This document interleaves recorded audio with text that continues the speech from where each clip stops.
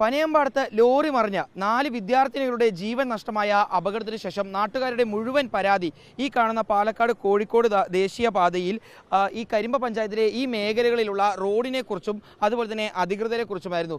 വളരെ മിനുസമുള്ള പ്രതലമാണ് ഈ റോഡിൻ്റെ ഒരു പ്രശ്നം. അതുപോലെ തന്നെ പനയമ്പാടത്തെ ഈ കൊടും അപകട വളവും പല രീതിയിലുള്ള അപകടങ്ങൾ ഉണ്ടാക്കിയിട്ടുണ്ടെന്ന് നാട്ടുകാർ പലതവണ അധികൃതർക്ക് പരാതി നൽകിയതാണ്. പക്ഷേ ഇതിലൊന്നും കൃത്യമായി അധികൃതർ ഇടപെടൽ നടത്തിയിരുന്നില്ല.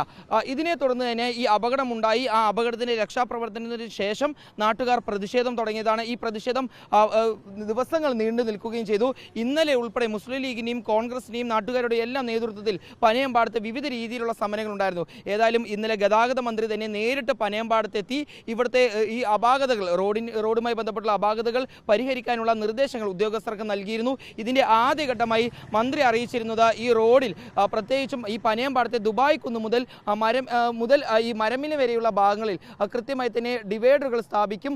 അതുപോലെ തന്നെ ഇവിടെ ഗതാഗത പരിഷ്കരണവും അതുപോലെ തന്നെ ഈ പാർക്കിംഗ് പരിഷ്കരണവും നടപ്പാക്കുമെന്നായിരുന്നു. ഏതായാലും അതിൻ്റെ ആദ്യഘട്ടമായാണ് ഇപ്പോൾ ഈ വാട്ടർ ഡിവൈഡറുകൾ സ്ഥാപിച്ചുകൊണ്ട് ഇത്തരത്തിൽ ഈ റോഡ് കൃത്യമായി തന്നെ വീതിച്ചിരിക്കുന്നത്.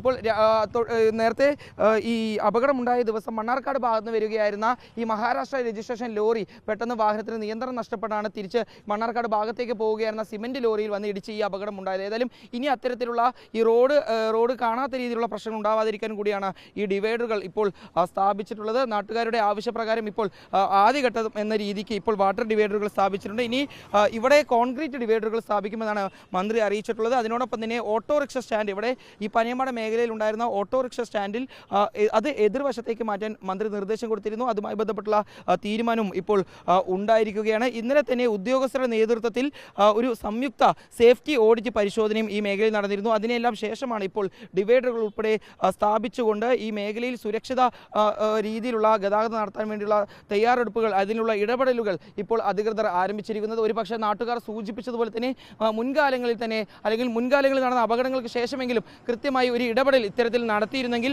ഈ 4 ജീവനുകൾ നഷ്ടമാവുമായിരുന്നില്ല. ഏതായാലും ഈ പനയമ്പാടത്ത് കഴിഞ്ഞ ദിവസം ഉണ്ടായ അപകടത്തിന് ശേഷമാണ് ഇപ്പോൾ ഇത്തരത്തിലുള്ള ഒരു പരിഷ്കരണങ്ങൾ നടത്താൻ വേണ്ടി മന്ത്രി തീരുമാനിച്ചിട്ടുള്ളത്.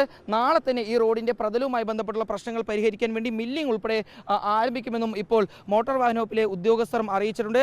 അതോടുകൂടി തന്നെ വലിയ രീതിയിൽ ഇവിടെ ഈ മേഖലയിലെ അപകടങ്ങൾ കുറയ്ക്കാൻ സാധിക്കുമെന്നാണ് ഇപ്പോൾ ഉദ്യോഗസ്ഥർ കണക്കാക്കിയിരിക്കുന്നത്. ഇതിന് ശേഷമായിരിക്കും ചൊവ്വാഴ്ചയോടുകൂടി IIT-യുടെയും അതുപോലെ തന്നെ നാറ്റ്പാക്കിൻ്റെയും കഴിഞ്ഞ ദിവസം നടന്ന സേഫ്റ്റി ഓഡിറ്റിങ്ങിൻ്റെ എല്ലാം റിപ്പോർട്ടുകൾ പരിഗണിച്ചുകൊണ്ട് കൂടുതൽ പരിഷ്കരണങ്ങൾ അതുപോലെ തന്നെ കൂടുതൽ ഇടപെടലുകൾ ഈ റോഡുമായി ബന്ധപ്പെട്ടുള്ള അപാകതകൾ പരിഹരിക്കാനുള്ള കൂടുതൽ ഇടപെടലുകൾ ഉദ്യോഗസ്ഥരും സർക്കാരും ചേർന്ന് ഒരുക്കുക. ഏതായാലും ഇപ്പോൾ ആദ്യഘട്ടമായാണ് ഇപ്പോൾ പനയമ്പാടത്ത് ഇത്തരത്തിൽ ഡിവൈഡറുകൾ തിരിച്ചുകൊണ്ട് ഗതാഗത പരിഷ്കരണം നടത്തിക്കൊണ്ട് പാർക്കിംഗ് പരിഷ്കരണം നടത്തിക്കൊണ്ട് ഇവിടെ ഈ റോഡിലെ സുരക്ഷ വർദ്ധിപ്പിക്കാനുള്ള നീക്കങ്ങളിലേക്ക് ഉദ്യോഗസ്ഥർ കടന്നിരിക്കുന്നത്.